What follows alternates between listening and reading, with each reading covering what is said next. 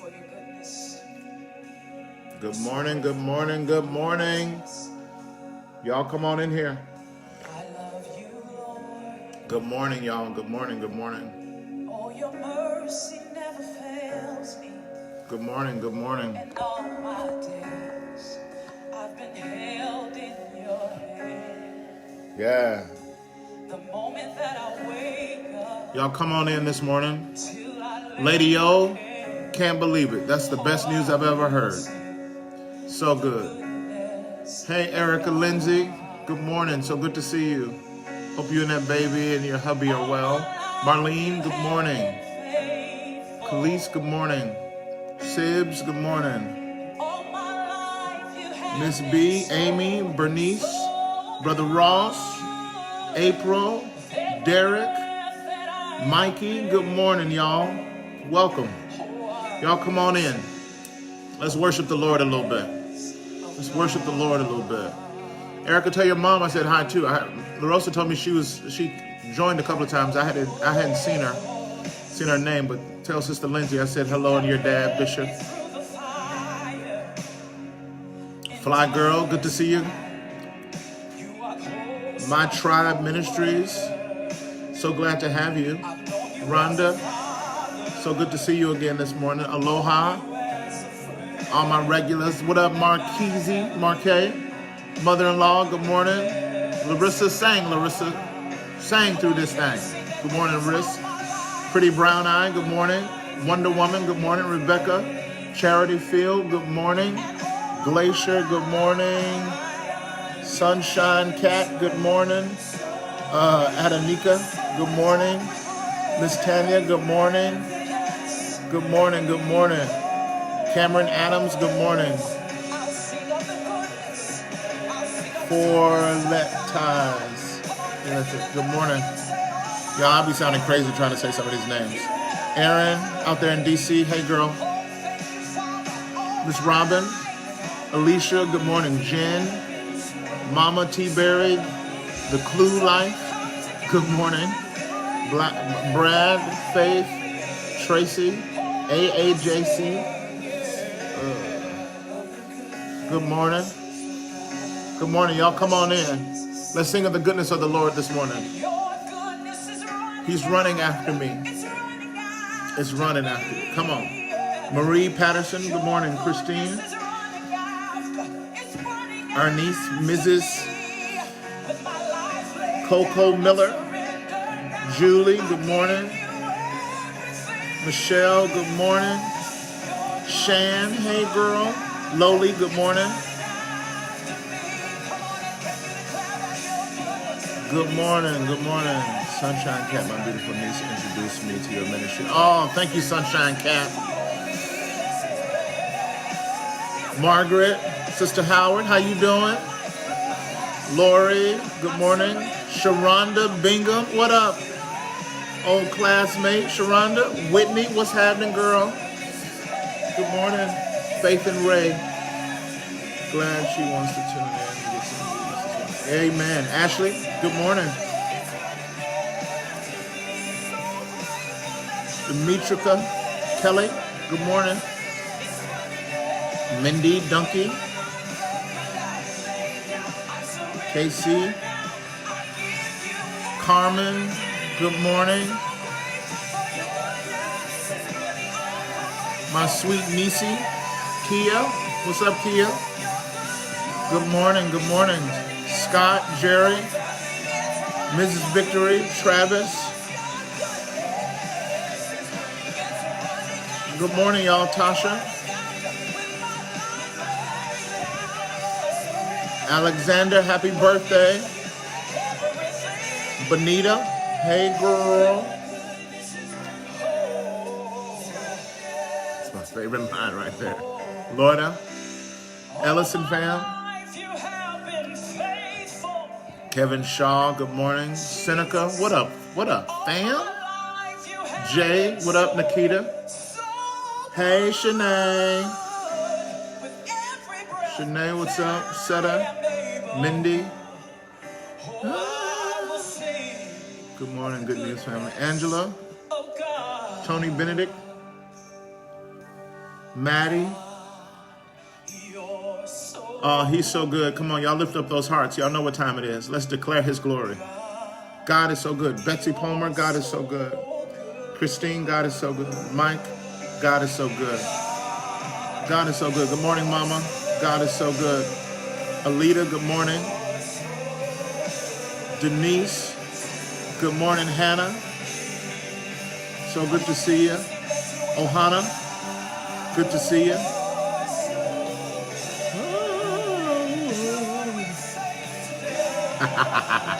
I love that, Nikita. She said, this is the most devotion I done had in my life. Come on now, somebody. Elizabeth, Amanda, Stephanie Porter.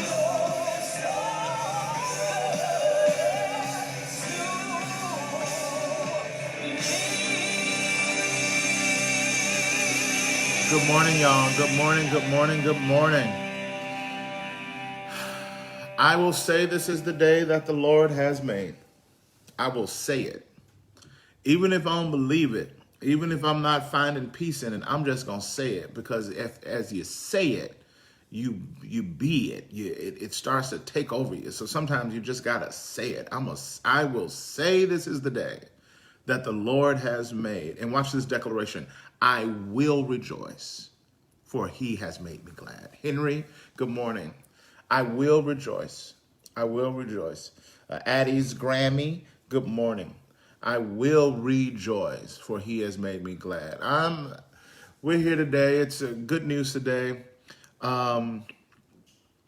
Sister Pulse, woo woo. Good morning. Lane, what's up? Elastigirl, what's up? I just sound crazy. All the live outreach services messages in the news have got me through. Praise the Lord. Be like Sunshine Cat, Addie's Grammy, Elastigirl. People be like, what is Dad doing up front? Is he talking to the Marvel crew? What is happening? Taylor, Willie Marshall. What's up, y'all? Listen, this is the Good News Today devotional morning show. And you know what? It can't be a morning show without a theme song. And we got a great one. Check it out. Share this. Invite some friends to come in. We're going to have a conversation today. Let's go. Come on. It's Thursday. You almost there. Everything's going to be okay. You know what time it is. Put it in the comments. Let's go.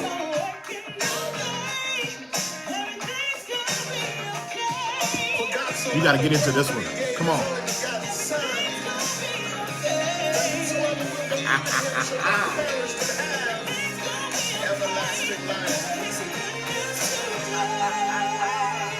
Yo.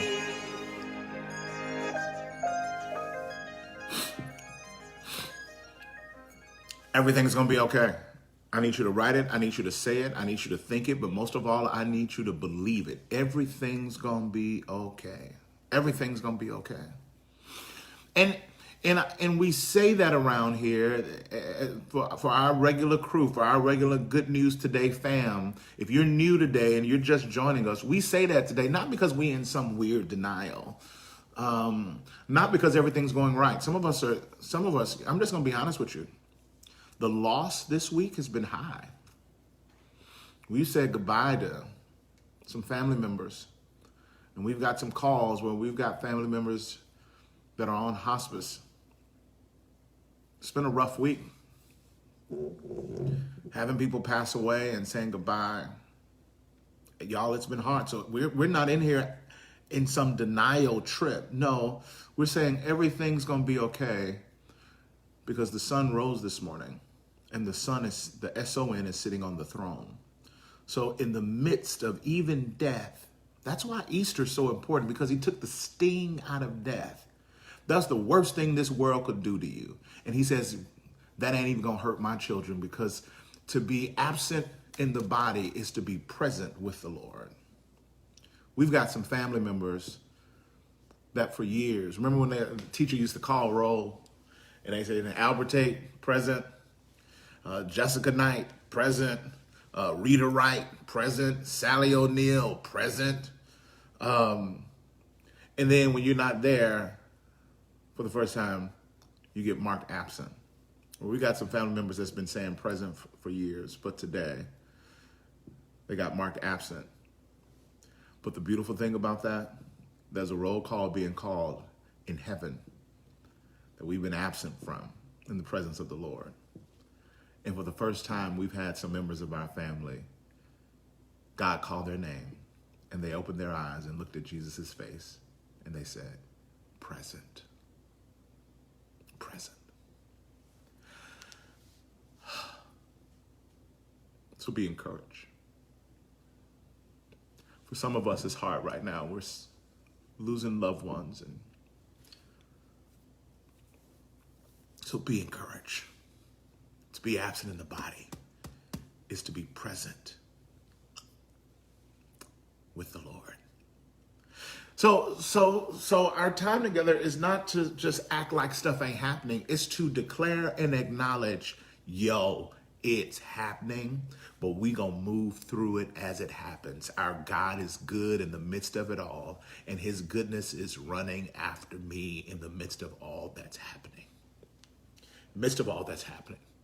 So this ain't a denial trip. It's an invitation for reality to come and to see our faith in action. It's an opportunity for reality to come and say, let me show you how I'm going to believe in this season. Let me show you how I'm going to hope in this season. Let me show you how I'm going to fight in this season. Let me show you how I'm not going to lose my faith in this season. My faith is going to grow. As a matter of fact, it's going to grow more in the desert than it did in the high places, on the mountaintops. Devil, you brought me here hoping that during this time I'd quit. I'd throw in the towel. I'd get discouraged. I'd stop pursuing. I'd stop believing. I'd get depressed. But what the devil meant for bad, God will use it for good. He brought me to this place to make me stronger, to make me better, to make me more whole, to make me more sensitive. He's humbled me. I'm not as arrogant. I'm not walking in as much pride. I'm pursuing purity for the first time more than ever before. I'm more focused on God in this season, in this desert, in this quarantine than I ever have before. Devil, you're a liar and you're losing. And in the name of Jesus, I'm winning for his glory.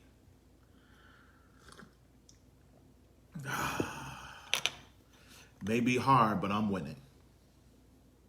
May be challenging, but I'm winning. We may be suffering loss, but I'm winning. This week, I won't give any details, but we had a family. They had a birthday, a wedding,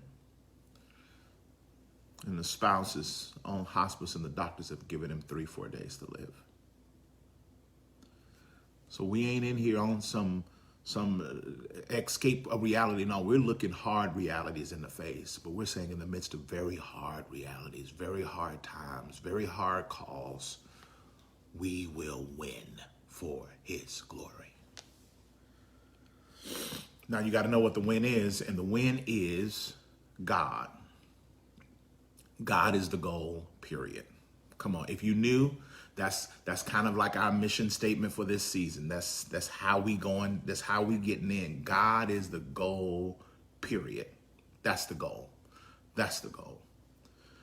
And if God is the goal and we're getting God and we're engaging God, then y'all, we're winning. We're suffering, but we're winning. And what I love about it, if I could just get charismatic for a few moments, we ain't gonna wait till the battle is over to shout and declare his glory. We gonna wake up every morning and say, Lord, you are good every morning in the midst of the battle. We ain't gonna wait till it's over to shout. We gonna shout right now. I need some hearts just to start exploding in Jesus' name. You can't jump up and down on Instagram and shout, but we can blow them hearts up to let God know we give you glory in this place. You are good in this place. I don't know why I'm so emotional this morning. We give you glory in this place. You are good in the midst of it all. You are good. It don't feel good, but you are good. Everything might not be going right, but Lord, you are good. And I don't have to wait till I see the end result to give you glory. Your track record is so good. Your credit score is so good that I can praise you in advance before I even get the first deposit. I can praise you right now because your credit score is impeccable. All my life, you have been faithful.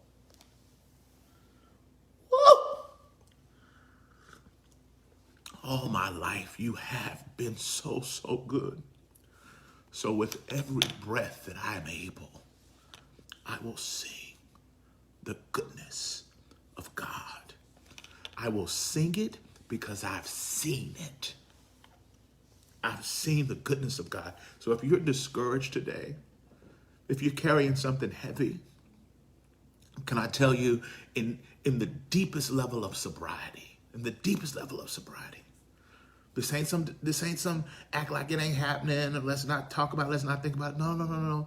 As you think about it, as you feel the heaviness, as you sense it, just start declaring the goodness of God. He inhabits the praises of his people, Psalm says. He inhabits the praise of, in other words, he comes and he dwells where his praise lives. Some of you, I don't know who you are, where you are, but you can almost feel the darkness evolving in your marriage. You can just feel it in the marriage. You can just see, you can feel it. I'm telling you, start declaring the glory of the Lord in your marriage. Refuse to fight. Some of you're too mouthy. You're too mouthy. Just refuse to fight. Refuse to fight. Say, I'm not going to do that. I'm not going to go back and forth with you. I'm going to pray. I'm going to believe God. I'm going to pray in the spirit. I'm going to pray in English. I'm going to pray however you get down praying. We multi-theological up in here. But you can ask the spirit to give it, Lord, give me heavenly language, because my earthly language ain't working. God, fill me with the spirit so I can speak in unknown tongues, because if I give him a known tongue, he going to feel that. Come on, can we just be real? I'm telling you, your victory is in your mouth.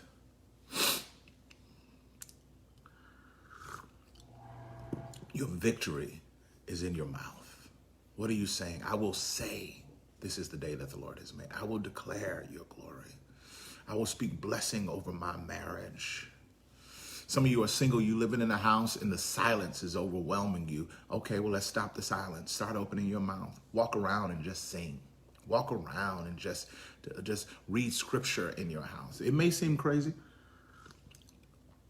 but that's all right. God is giving you your righteous mind. He is snatch back like some good edges. He is snatching you back to your righteous mind. Girl, get your edges straight. Bro, get that line tight. Allow God to tighten up your mind. Allow him to get you there. Refuse to fight. Press through. Woo. All right. I need a minute. Lord have mercy. Where did this come from?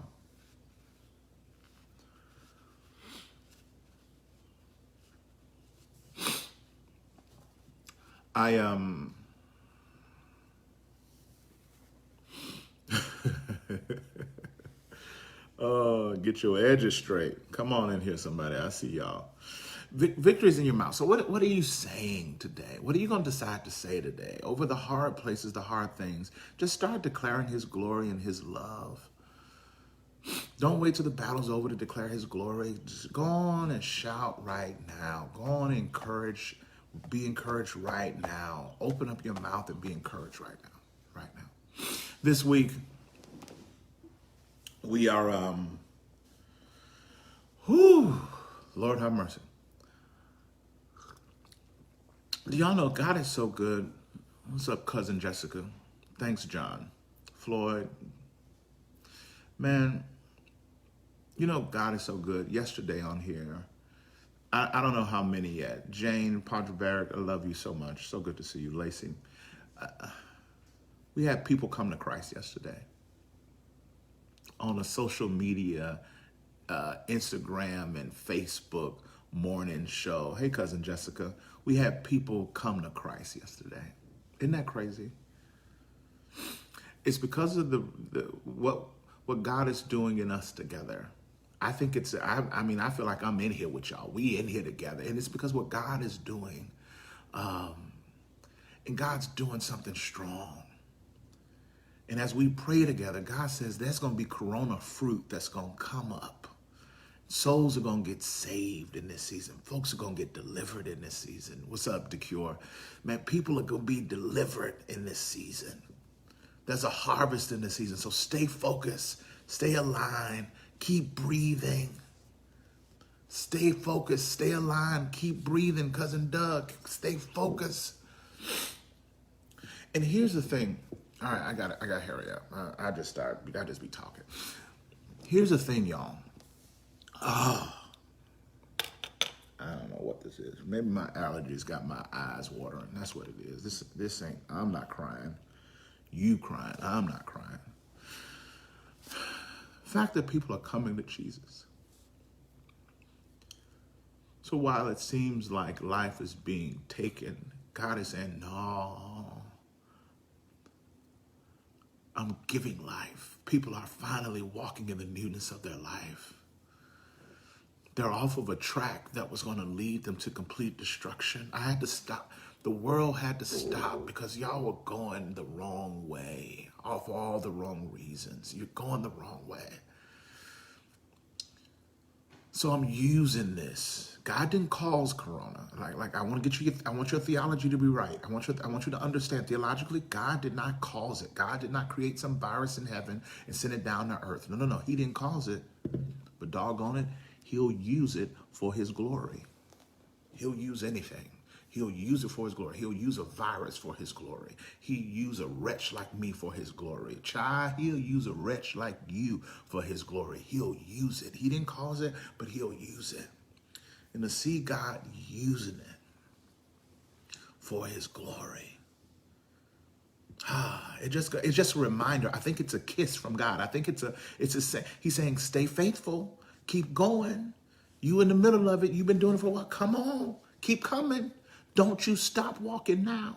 Don't you stop. Don't you stop. You keep on coming. Keep pressing. Gotta keep pressing. It's your blessing. Come on now. Shout out to Romaine. You got to keep pressing. Got to keep pressing. All right. I got a lesson for you today, though. Because I need you to get this. Because I need you to come out on the other side of this with a renewed mind. He's snatching your mind. That's so important. And I got to get your mind right. Excuse me. As the Lord is getting my mind right. I'm right here with y'all, by the way. I'm snatching my mind, my edges. You see, they pray for my edges, y'all. Pray for my edges. They thin, y'all. They thin. So I'm getting myself together too. But I don't want you. This false hype, y'all make sure you share it. I don't know if y'all shared it yet. Invite some folks in. Share this. There's this hype thing that's happening in the world as we become a post-Christian society. And y'all, it's scary, it's dangerous, and to be honest, it ticks me off. You can tell when I start talking about it, I get upset about it. This secular salvation where they hyping you up, hyping us up to believe in ourselves and thinking that self-help is going to take us to the next level. And what we do in ourselves is going to take us to the next level. That passage we read yesterday. Whoo! Oh my God. Mark, what was it, babe? Mark 8? Yes, Mark 8:34 in the message version. Oh, you know what? I'm gonna read. Is it right over here? Come on, baby, help me out. My producer. She asked me if I wanted it before I said, no, I don't think I'm gonna use it, but here I am. Come on, get me set up, baby. I just wanted to see it. Get your edges together. Yes, I don't want you to believe the hype. I don't want you coming on the other side of Corona thinking you did it. I don't want you on the other side of Corona. Oh yeah, that's it. Thank you, baby. Come here. Okay, There you got to preach. Come on, I just want them to see. All right, okay. That's it, Elaine. Thank you. Mark 8:34. She looks so good. Look at that in quarantine. She's still that fine. Lord have mercy. Listen. For all of you that's believing this self-help stuff, this stuff where you think it's in your power and you can get yourself through it, and if you just guard your grill and knuckle up, if you just focus, if you just did, yeah, I need you to have several seats. I need you to sit down. I need you to have a seat, and I need you to hear the word of the Lord. If folks are inspiring you, but they ain't use the word Jesus, let me tell you something. You should be careful. If folks are inspiring you and the end result is a better you need to be careful. God didn't die on the cross to make a better you. He died on the cross to transform you. Lisa McDonald, I wish I had a witness up in here. Melissa Morona, I wish I had a witness in here. God didn't die on the cross to make a better you. So if you listen to these folks and you being all inspired and the goal is, ooh, I want a better me, yeah, please, you've believed the hype. You've believed the hype. God didn't die on the cross to get a better you. He died on the cross to transform you. A completely new you. Listen to this, Mark, and this ain't even the word for today. I got to hurry up. Calling the crowd to join his disciples, he said, anyone who intends to come with me has to let me lead. Has to let me lead. You're not in the driver's seat. I am. Oh, come on. Let's go back to Monday. If you're going to believe in him, if God going to be on the throne, that means you got to get off. If he going to be on the throne, you got to get off. Don't run from suffering. Embrace it. Every time I read it, it stings a little bit. It just stings a little bit. It stings a little bit. Don't run from suffering. Embrace it. Follow me, and I'll show you how. And then I feel better. He says, follow me. I'll show you how. I'll show you how to embrace it. Self-help is no help at all. Self-help is no help at all. Self-sacrifice is the way, my way, to saving yourself, your true self. What good would it do to get everything you want and still lose you, the real you? What could you ever trade your soul for? What good does it do to get everything you want and still lose you? Don't run from suffering, embrace it. And then he says, I'll show you how. Implication, I'm right here with you. Coretta, I'm right here with you. Lori, I'm right. Sharon, I'm right here with you. Derek, I'm right here with you. He says, I'm right here with you. I'm right here with you. So we've been on a progression this week. Number one, I need you to stop believing in yourself and start believing in God. Self-help is no help at all. Okay? Secondly, yesterday, we talked about I need you to stop believing in the world. I need you to stop believing that if I just get more money, if I could just get more pleasure, more sexual pleasure would just, it's just going to make everything right. A man is going to make everything right. Me getting a girl is going to make everything right. I need you to stop believing in the world. Stop thinking that the things of this world is going to give you any kind of peace. If this season don't teach you nothing else, it should teach you. I don't care if it's economy, if it's security, if it's control, all of that stuff. If you're trying to build a kingdom with no king, I'm sorry. There are cracks in the kingdom and it's about to crumble. There are cracks in this kingdom and one day it's going to crumble. And when it does, if you built your life on a kingless kingdom, then you'll crumble right with the world. I'm trying to give you something eternal. I'm trying to give you something that cannot be quarantined. I'm trying to show you a reality in God that is not restricted by shelter-in-place regulations. So don't love this world. Don't believe in this world. And thirdly and finally, and this is my close today. Don't believe in your hands. Don't believe in the work of your hands.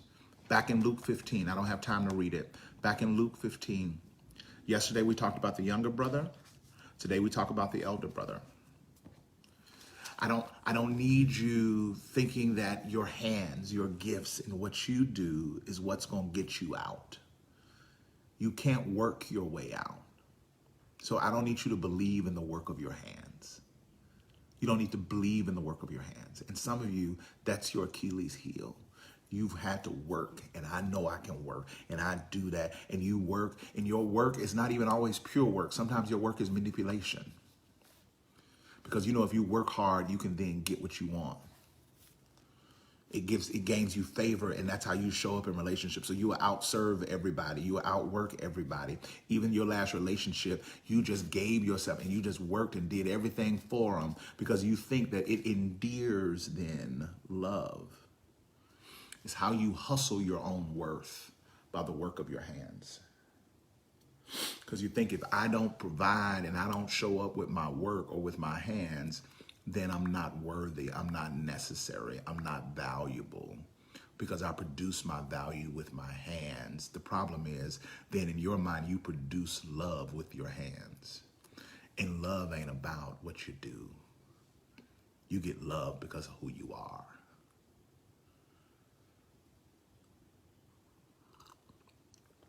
Hello. Let me slow your spirit down. I need you to receive that because some of you, with your hands working, you're so busy you won't even get that word because you're working now. You're so busy you won't even get that word. You're working now. You got to hustle up. The idea of rest scares you. The idea of slowing down scares you because it is in your busyness, in your servanthood, and in your work ethic where you have defined love. That's how I know people love me. But if I'm not able to work and provide and do all the work with my hands, how will I know they love me?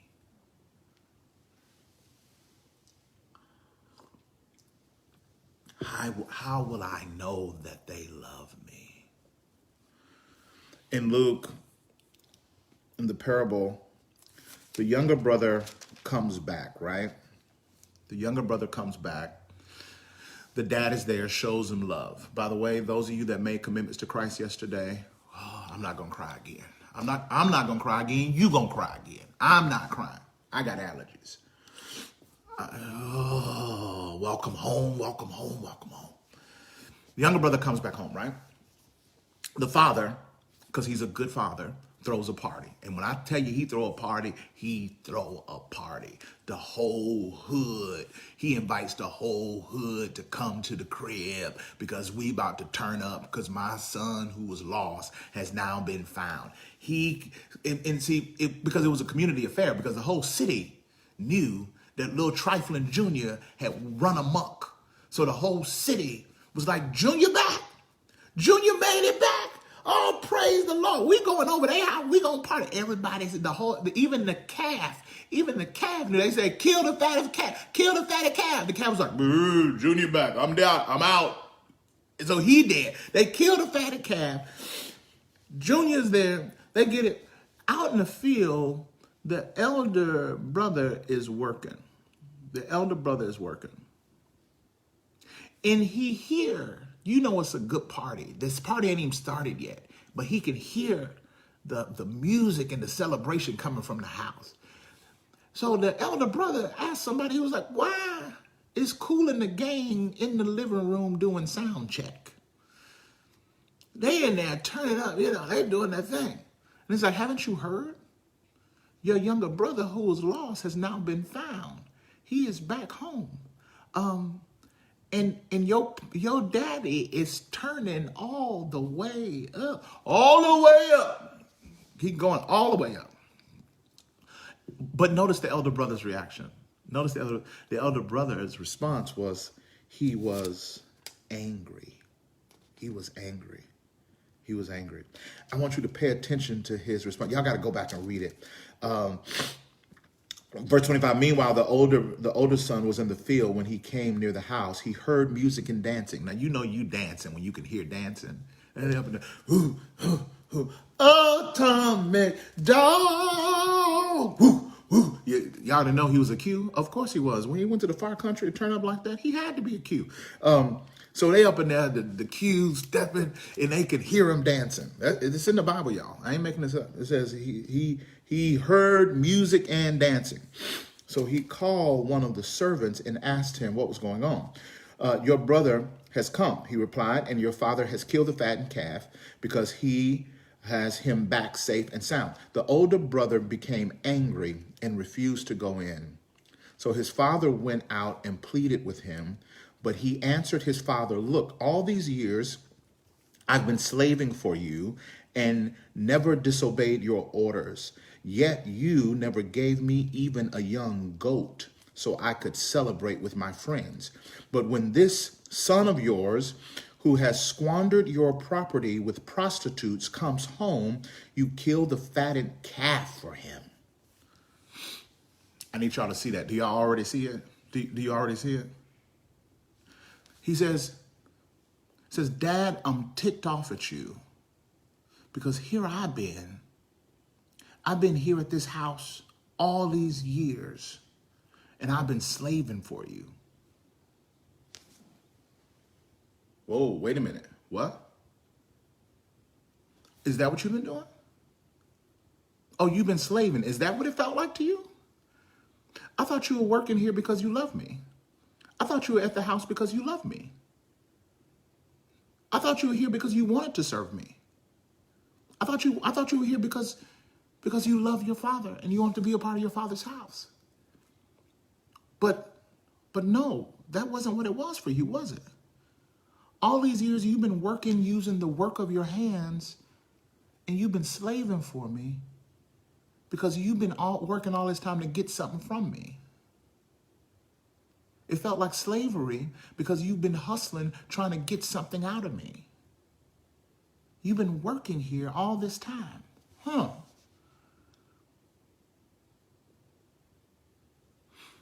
He believed that the work of his hand would get him what he wanted from his father.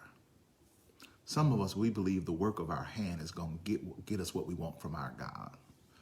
I'm going to manipulate him by how hard I work, and God's going to have to bless me. So when we see somebody else come in and they ain't worked at all, as a matter of fact, they failed and they received the grace and the blessing, we're angry. God, I worked harder than them. Why is their mama alive and my dad died? God, I've been serving you. I've been slaving for you all these years, and you gonna give him the fatted calf? And you ain't so much as offer me a goat?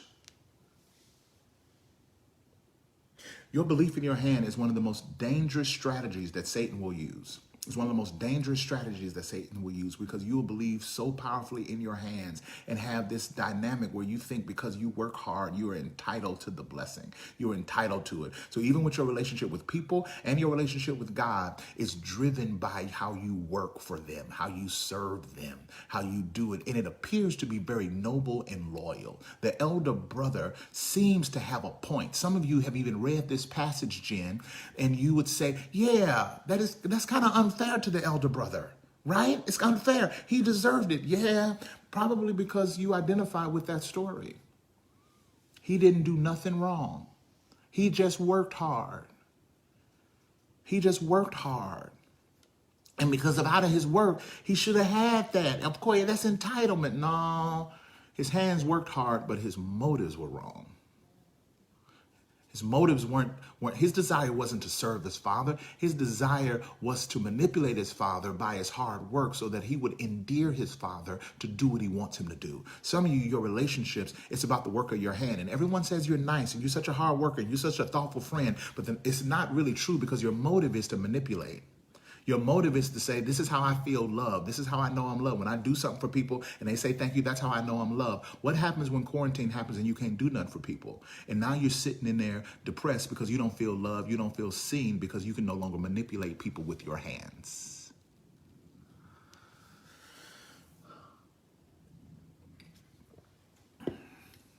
This is the most dangerous. This is one of the most dangerous, because it's the sin that doesn't look like sin. It's a sin. We might as well go deep. Come on, it's Thursday. Come on, can we hang out just a few more minutes? Y'all hang out with me. Come on. Let's go back. In this passage, in Luke 15, look at this. Go back and read it. It starts with Jesus responding to Pharisees, because Jesus is having a conversation with sinners and tax collectors, and the Pharisees don't like it. So Jesus then responds to them with 3 parables. This is a big deal. Don't miss this. He responds to them with 3 parables. Preachers, come on. If any preachers in the room, get with me. Come on. He responds with 3 parables. One is about a lost sheep. It was 100. One went astray. And Jesus left the 99. He tells the story of the shepherd leaving the 99 to go get the one. The one leaves, comes back, They throw a party and a celebration for the one that's come back home. The second story is about 10 coins. The woman loses the coin in her house. She turns on the light. She sweeps the house. She loses the coin. She finds the coin in the house, calls her friends and family, said, girl, I lost that coin, but I found it. It was in my house the whole time. And they come over and they throw a party. The next story is about 2 sons and 1 father. One son goes astray, comes back. They throw a party. Come on now. Come on. Get me early. Get me early. See me coming. See me coming. The second son is at the house, frustrated, and refuses to come inside the party. Now, wait a minute. There's a theme here. Lost sheep, found sheep, party. Lost coin, found coin, party. Third illustration, lost son, found son, party. Elder son, no party. Everybody gets a party except the elder son. Could it be that the first 2 parables are describing and setting up the third parable? Could it be that the first parable is about a lost sheep who strays away but comes back?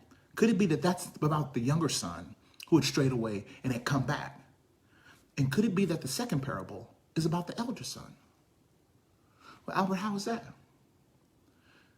The woman lost a coin, but where did she lose the coin? In the house. The coin was lost in the house. The elder son refused to get the party. Could it be that the elder son was lost, but he was lost in the house? Could it be that it's not a story about a prodigal son, but about the prodigal sons, both lost? One was lost outside the house. The other one was lost inside the house. You workers of your hands, you look so noble. You're in the house, but you're lost in the house. Turns out the 2 sons wanted the same thing. They just went about it 2 different ways. One said, give it to me and I'm going to roll out. The other said, I'm going to stay here and I'm going to hustle my worth and work for it. And then I'm going to roll out. Both of them had the same sin. They didn't want the father. They just wanted what the father had. Come on and hear somebody. Don't believe in the work of your hands. Believe in the work of your father. Don't want him for what you can hustle him up for. Want him for who he is. You're not slaving in his house. You are living in the fullness of all that the father has. He looks at the son and says, son, all I have is yours. This is what he says at the end of it. But in the chapter 15, oh, we got to go. This is what he said. He says, all I had is yours. You tripping about a goat? You had the fatted calf, the whole of it, the same time. Throw your own party. And I remember T.D. Jakes said that years ago. Throw your own party. You got a calf, you got a goat, whatever you want. It's all yours. You thought you had to hustle for something that was already yours. Boo, here's the good news. His love is already yours. His glory is already yours. His power is already yours. Stop hustling for your worth. Stop believing in the work of your hands. If you don't never lift another finger, his grace and his love has already met you. He already loves you. You don't have to hustle for it. You don't have to work for it. He loves you. He loves you. It's like The Voice. It's like the show The Voice. Y'all know the show The Voice? The show The Voice is all about you stand on the stage and the goal is to sing your heart out and to get the judges to turn their chair around. Their backs are turned to you. And if they hit that button, if you sing real good, they'll hit that button and they'll turn their chair around.